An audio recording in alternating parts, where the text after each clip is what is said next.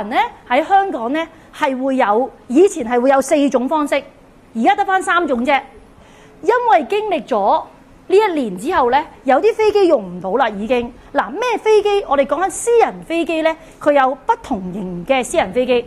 私人飛機豪華嗰啲咧係真係好超嘅，係得14個座位。我哋之前喺上年咧做過一啲私人飛機咧，係40幾個座位，希望攞架私人飛機翻嚟，多啲人夾，多啲狗上，自然會點啊？平啲。好可惜係失敗㗎。原來我哋啲客咧係覺得40個人過關，40隻狗咪即係80個，每一隻狗仔做10分鐘動物檢疫要幾個鐘，佢哋唔中意呢啲服務。佢覺得我寧願俾多1萬零2萬蚊，我唔想要，所以喺第4種方式，嗰隻44至50座已經喺香港係做唔到啦。所以我哋而家得返3種寵物旅遊嘅方式。好啦，3種寵物旅遊方式，第一種，好啦，嗱，民航機咧嘅朋友記住咯喎，寄艙性格溫順，同埋仲有記住唔好有氣胸，氣管係唔好有下陷，你就絕對適合民航機。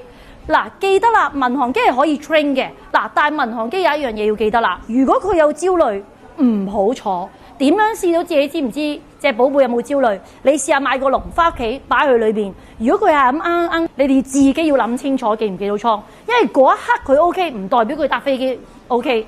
嗱，但係我個人覺得台灣、韓國、日本係 OK 嘅，唔係太遠。OK， 好啦，第一種，好啦，價錢平。嗱，你先講第一個寄艙。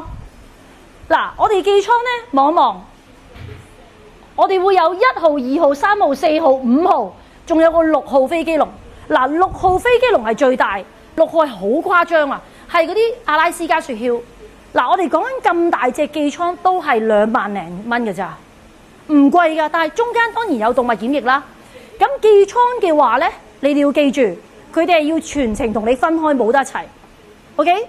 譬如我當舉例，我去日本最近嘅福岡 ，OK， 福岡搭飛機3個半鐘，唔係分開3個半鐘，你係要提前放低佢，落咗地之後，寄艙嘅狗仔由香港落咗地之後，喺日本邊度接翻佢？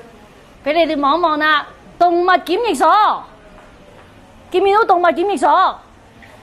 喺嗰度接，全世界嘅國際 International Airport 都有嘅。無論澳洲、泰國、美國、加拿大邊度都有喺嗰度接。嗱，呢個就係我嚟噶啦。10年前我隻狗仔唔喺度啦，不過算啦，去過3次旅行啊。我隻狗仔寄艙嘅，係啦，佢好乖嘅，慣咗。咁記得啦，如果寄艙嘅話，去程係快啲。譬如我哋嘅航空時間係3個鐘，你只係需要加多2個鐘係放去程，即係5個鐘之後就見到佢啦。所以如果寶貝係 OK， 可以考慮。嗱，回程就會慘啲啦，回程係長好多時間。點解呢？